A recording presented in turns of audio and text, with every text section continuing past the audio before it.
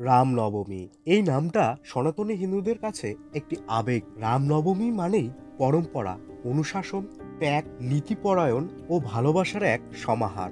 প্রতি বছর এই দিন অর্থাৎ রামনবমীর দিন আমরা সবাই মহা উৎসবে মেতে উঠি। কিন্তু আমরা কি জানি রামনবমী কেন পালন করা হয় বা এই দিনের মাহাত্ম্যই বা কি? না জানলে এই ভিডিওটি সম্পূর্ণ আপনার জন্য, তাই দেখতে থাকুন এই ভিডিওটি শেষ পর্যন্ত। চলুন তবে জেনে নেওয়া যাক রামনবমী আসলে কি।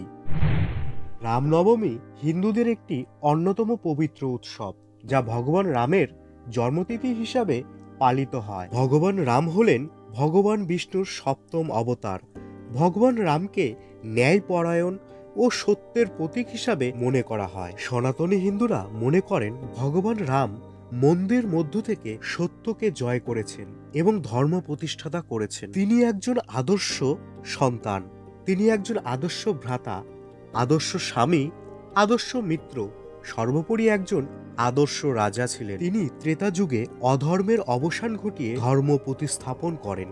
তাই তার প্রতি শ্রদ্ধা জানানোর জন্যই সনাতনীরা তার জন্মদিনে রামনবমী মহা উৎসব পালন করেন।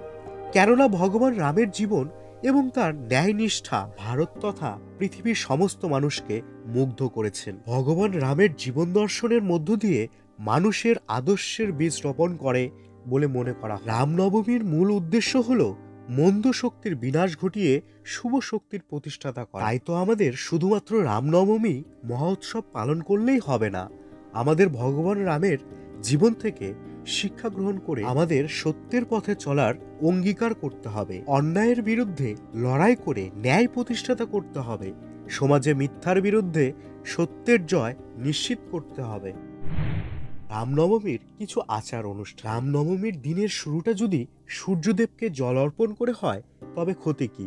তারপর ভক্তরা বৈদিক মন্ত্র ও ভগবান রামের জীবনী পাঠ করেন, পুজো করেন ভগবান রামের। চলে যাগযজ্ঞ, হোম, রামায়ণ, গীতা পাঠ ইত্যাদি।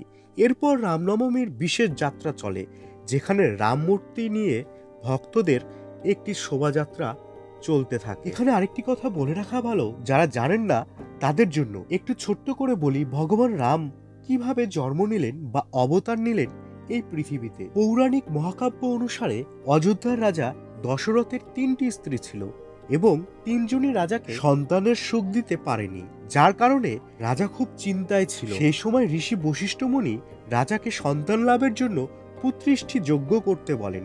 এরপর রাজা তার কথা মেনে ঋষি সিংহমুনির দ্বারা পুত্রিষ্টি যজ্ঞ সম্পূর্ণ করেন এবং সেই যজ্ঞের ক্ষীর দশরথ তার 3 রানীকে খেতে দেন এবং ঠিক 9 মাস পরে অদ্ভুতভাবে 3 রানী গর্ভে সন্তান আসে। বড় রানী কৌশল্যা ভগবান রামের জন্ম দেয়, অর্থাৎ পৃথিবীতে দুষ্টের বিনাশ করতে ধর্মরাজ প্রতিষ্ঠাতার জন্য ভগবান বিষ্ণুর রামরূপে জন্ম হয়। তবে মনে করা হয় লঙ্কারাজ রাবণকে শাস্তি দেওয়ার জন্যই মূলত মানব রূপে মর্তে আসেন ভগবান বিষ্ণু।